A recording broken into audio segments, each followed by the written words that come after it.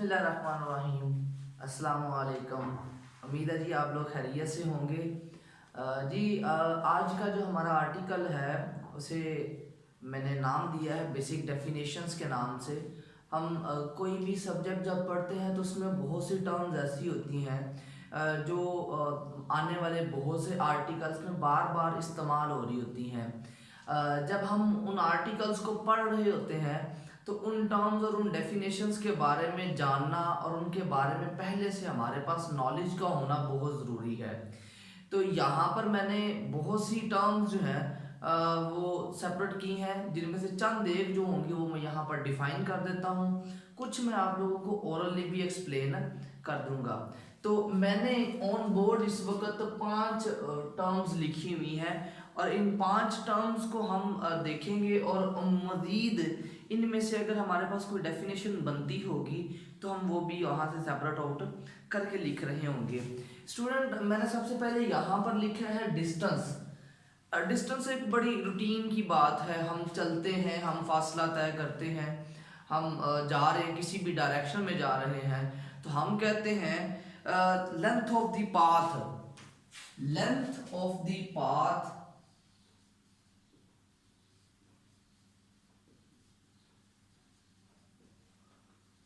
is known as distance। Length of the path से क्या मुराद है? लेंथ ऑफ द पाथ से मुराद ये है कि आप चल रहे हैं, आपने डायरेक्शन का कोई ख्याल नहीं रखा, आप रैंडमली मूव कर सकते हैं, आप किसी सर्कुलर ट्रैक पे मूव कर सकते हैं, आप स्ट्रेट लाइन में जा सकते हैं। मतलब कि कोई भी ऐसा ट्रैक जिसकी कोई पर्टिकुलर डायरेक्शन नहीं है उसकी टोटल लेंथ को हम कहते हैं डिस्टेंस ट्रेवल्ड, जो बॉडी ने डिस्टेंस ट्रेवल किया होता है। लेकिन अगर हम बात करते हैं डिस्प्लेसमेंट की तो हम कहते हैं द शॉर्टेस्ट डिस्टेंस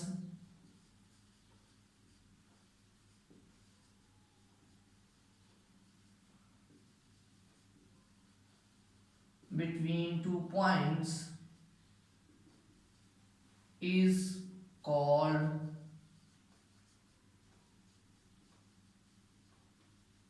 डिस्प्लेसमेंट। अगर हम उसी ट्रैक पर बात करते हैं और उस ट्रैक में आप कहते हैं जी जिन 2 पॉइंट्स के दरमियान आपने डिस्टेंस मेजर किया है, जहां पर आपने डायरेक्शन का ख्याल नहीं रखा, अगर आप वहां डायरेक्शनल डिपेंडेंट हो जाएं, आप शॉर्टेस्ट डिस्टेंस मेजर करना चाह रहे हैं, तो फिर उस पर्टिकुलर डिस्टेंस को हम कहते हैं डिस्प्लेसमेंट। अब इस डिस्प्लेसमेंट में हमारे पास डायरेक्शन इन्वॉल्व हो चुकी हुई है और डायरेक्शन का इफेक्ट जो होता है वो हमारे पास एक यूनिक होता है। इसको अगर आप समझना चाहें तो हम कहते हैं जी हमारे पास ये एक पैच है, एक ट्रैक है और ये उसका पॉइंट ए है और ये उसका पॉइंट बी है। अगर तो बॉडी इस ब्लैक डॉटेड लाइन के ऊपर चलती है तो हम कहते हैं कि बॉडी ने डिस्टेंस ट्रेवल किया है। यहाँ पर वो चलते हुए उसने अपनी डायरेक्शन चेंज की है। और अगर हम कहें कि बॉडी ए से बी डायरेक्ट चली गई है तो आप देखेंगे कि यहाँ पर जो है वो आपके पास उसने डायरेक्शन स्पेसिफाई कर ली हुई है। This is the shortest distance. अब हम बात करते हैं जी हमें इस शॉर्टेस्ट डिस्टेंस जो है और डिस्प्लेसमेंट का फ़ायदा कहाँ पर है।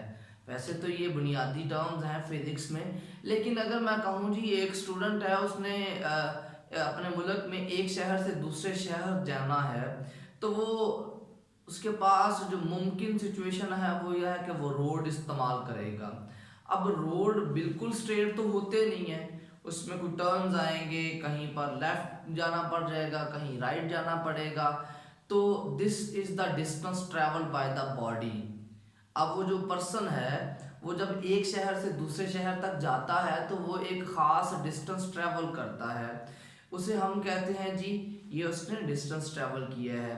लेकिन हम बात करते हैं जी अगर किसी सूबे के वजीर आला ने जाना हो एक डिस्ट्रिक्ट से दूसरे डिस्ट्रिक्ट तो वो नॉर्मली रोड इस्तेमाल नहीं करता, वो हेलीकॉप्टर पे जाता है। अब हेलीकॉप्टर में क्या होगा, वो कभी वो रोड्स के बराबर तो नहीं चल रहा होगा ना, वो जीपीएस से डायरेक्ट लोकेशन लेगा और वो आबादी के ऊपर से भी गुजरता हुआ चला जाएगा। No this is the shortest distance. उसे कहीं टर्न होने की, उसे रोड को फॉलो करने की ज़रूरत नहीं है। तो मेरा ख्याल है जी आप लोगों को डिस्टेंस और डिस्प्लेसमेंट की टर्म्स की समझ आ चुकी होगी। यहाँ पर हम और बात करें तो आप ये भी लिख सकते हैं दिस इज अ स्केलर, ये आपके पास एक स्केलर क्वांटिटी है। अभी हम इसी लेक्चर में ही स्केलर और वेक्टर की डेफिनेशन भी कर लेंगे। और डिस्प्लेसमेंट की बात करते हैं तो इट इज अ वेक्टर। अब वेक्टर से क्या मुराद है कि इसे मैग्नीट्यूड तो आपको चाहिए ही, लेकिन साथ आपको इसका डायरेक्शन भी इसकी ज़रूरी है। अब बात करते हैं जी अगली टर्म्स की। मैंने एक लेक्चर में बात की थी जी, आपके पास फिजिक्स में जब हम रेट की बात करते हैं क्वांटिटी को टाइम डिपेंडेंट करते हैं। हम कहते हैं जी बॉडी ने किसी यूनिट टाइम में कितना डिस्टेंस ट्रेवल किया है। जब बॉडी के लिए हम बात करते हैं ना यूनिट टाइम की, तो उस यूनिट टाइम से मुराद ये है कि अब आपने टाइम को मलहूज़े खातिर रखना है, आपने टाइम को देखते हुए अपनी क्वांटिटीज को ऑब्जर्व करना है। तो यहाँ पर अगर हम बात करते हैं तो हम लिखते हैं जी रेट ऑफ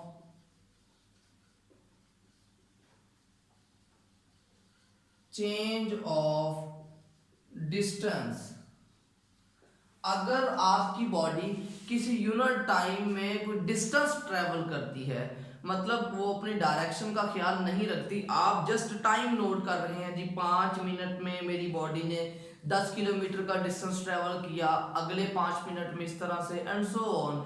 तो बॉडी जब इस तरह का डिस्टेंस ट्रेवल करती है और जब आप उस पर टाइम नोट कर रहे होते हैं तो this is term known as the speed. अब स्पीड को नॉर्मली v से रिप्रेजेंट करते हैं, this is equal to the distance over time.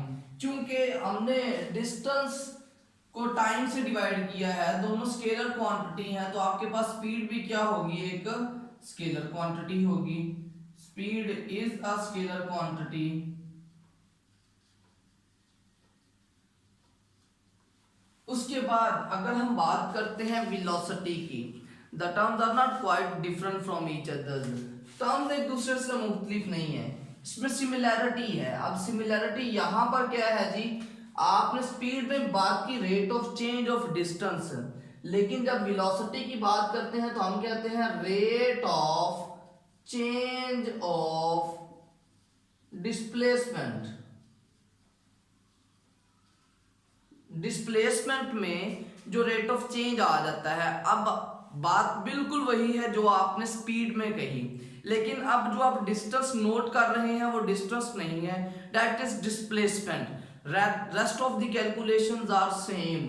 यहां पर अगर हम बात करें तो हम कहते हैं this is v that is equal to the d over t। हम यहाँ पर नोटेशन थोड़ी सी चेंज करते हैं, और नोटेशन में हम क्या करते हैं जी, डिस्प्लेसमेंट के लिए हम d लिख रहे हैं, ऊपर मैंने लाइंस लगाई हैं, these are not basically line, हम लिखते हुए लाइन लगाते हैं, लेकिन ये आपके पास वेक्टर वाले एरोहेड होते हैं, और इस वेक्टर वाले एरोहेड से मुराद ये है कि ये आपके पास एक वेक्टर क्वांटिटी होती है।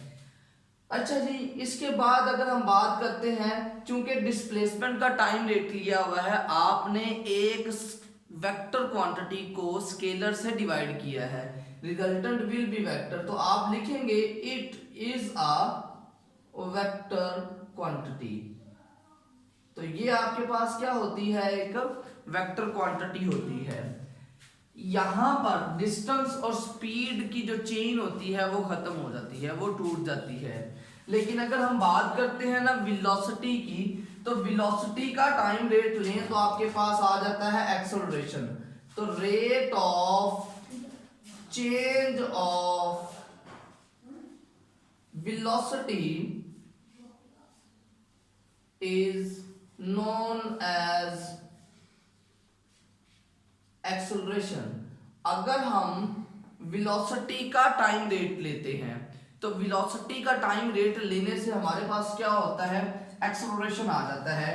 एक्सेलरेशन को रिप्रेजेंट करते हैं a के साथ, और ये आपके पास क्या आ जाता है, वेलोसिटी में चेंज को डिवाइड करते हैं टाइम की चेंज से। तो ये आपके पास हमारे पास जो बेसिक टर्मिनोलॉजीज हैं वो ये 5 हैं जिनको हमने यहाँ पर एक्सप्लेन भी कर लिया है और स्पेसिफाई भी कर लिया हुआ है। अब इन्हीं की थोड़ी सी अगर आप मजीद डिस्क्रिप्शन देखते हैं तो हमारे पास 3 टर्म्स आती हैं। एक आ जाती है जी यूनिफॉर्म, दूसरी आ जाती है वेरिएबल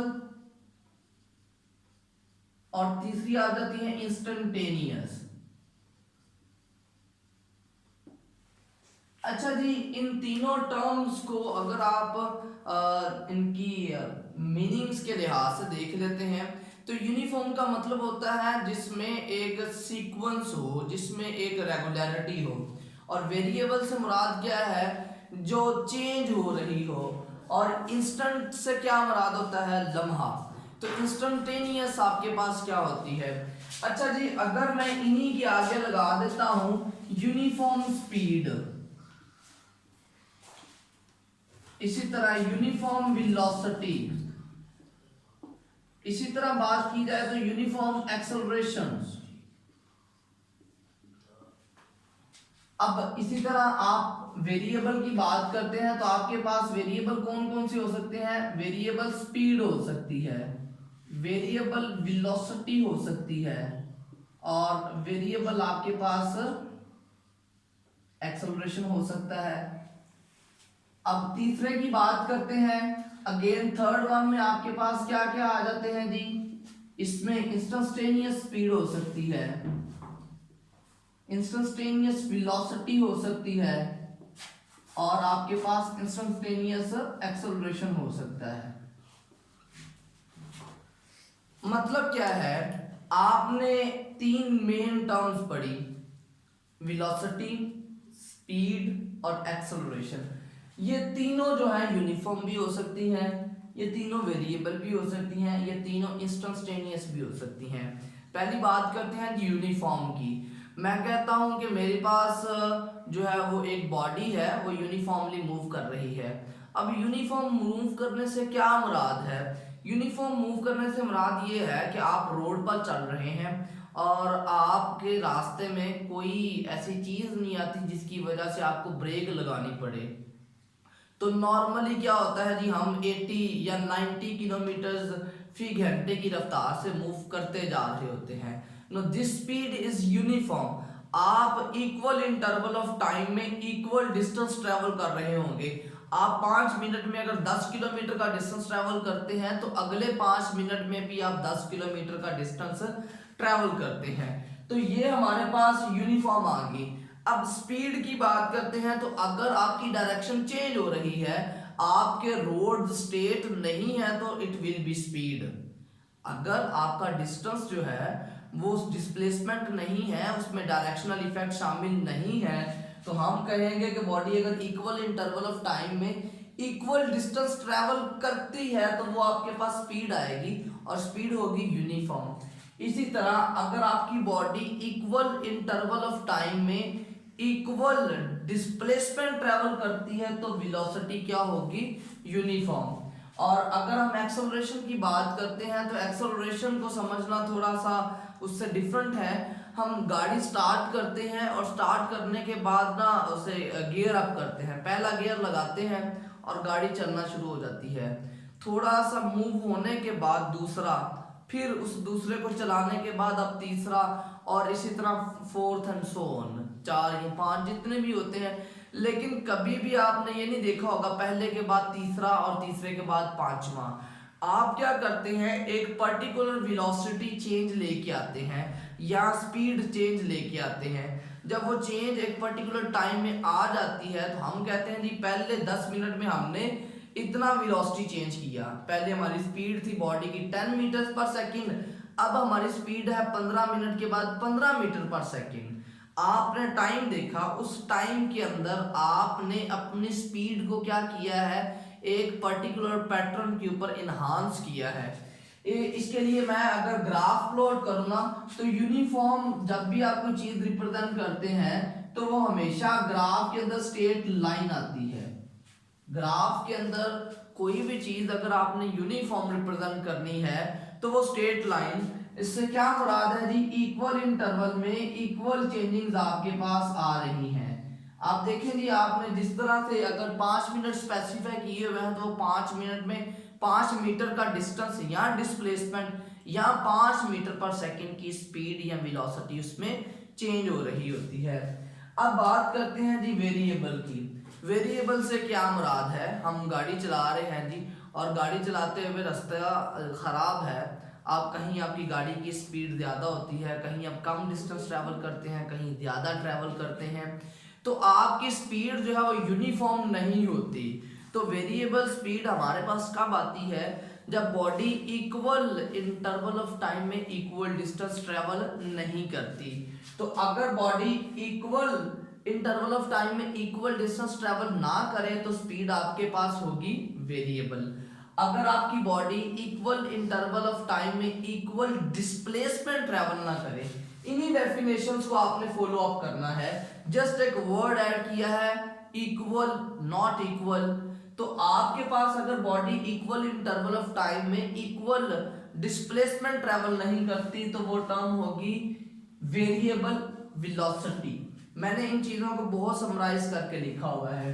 इसी तरह अगर हम बात करते हैं वेरिएबल एक्सेलरेशन, तो आपकी बॉडी की वही बात आ जाती है ना, गाड़ी कहीं पर गियर अप हो रही है, कहीं गियर डाउन हो रही है, तो आपकी जो वेलोसिटी चेंज है वो अगर यूनिफॉर्म नहीं है तो हम कहेंगे एक्सेलरेशन जो आएगा वो आपके पास वेरिएबल होगा। उसके बाद आ जाता है जी इंस्टेंटेनियस। इंस्टेंट, मैंने वर्ड को ही एक्सप्लेन किया था स्टार्टिंग में। इंस्टेंट का मतलब होता है लम्हा। तो आप अगर किसी भी लम्हे, लेकिन इसको स्टार्ट करने से पहले हम अगर वेरिएबल का ग्राफ देख लें तो वेरिएबल का ग्राफ आपके पास कोई भी लाइन आ सकती है। This is the black line represent the variable terms whether they may be speed, they may be velocity, they may be acceleration as well. अब हम बात करते हैं इंस्टेंट को। तो अगर बच्चे हमने किसी लम्हे अगर वेलोसिटी फाइंड करनी है तो उसे हम कहते हैं इंस्टेंटेनियस स्पीड, इंस्टेंटेनियस वेलोसिटी और इंस्टेंटेनियस एक्सेलरेशन। तो अगर मैं कहता हूं जी मेरे पास इस ग्राफ में ये जो मैंने रेड डॉट्स लगाए हैं, मुझे बताएं यहाँ पर मेरी स्पीड क्या है। मुझे इस पूरी कर्व से कोई गर्ज नहीं है, तो जहां जहां पर मेरे ये डॉट्स लगे हुए हैं, अगर मुझे जस्ट उन डॉट्स के बारे में इंफॉर्मेशन चाहिए, इट्स वेरी क्लियर कि मैं उस लम्हे की बात कर रहा हूं। अगर मैं उस लम्हे की स्पीड या उस लम्हे की वेलोसिटी या उस लम्हे की जो एक्सेलरेशन, तो मैं वहां पर क्या करूंगा, उस दैट इंस्टेंट की बात करूंगा। मेरा ख्याल है जी इन टर्म्स को आप लोगों ने बड़े अच्छे तरीके से समझ लिया होगा। एक लास्ट टर्म है जो मैं यहाँ पर एक्सप्लेन कर रहा हूँ, दैट इज द ग्रेविटेशनल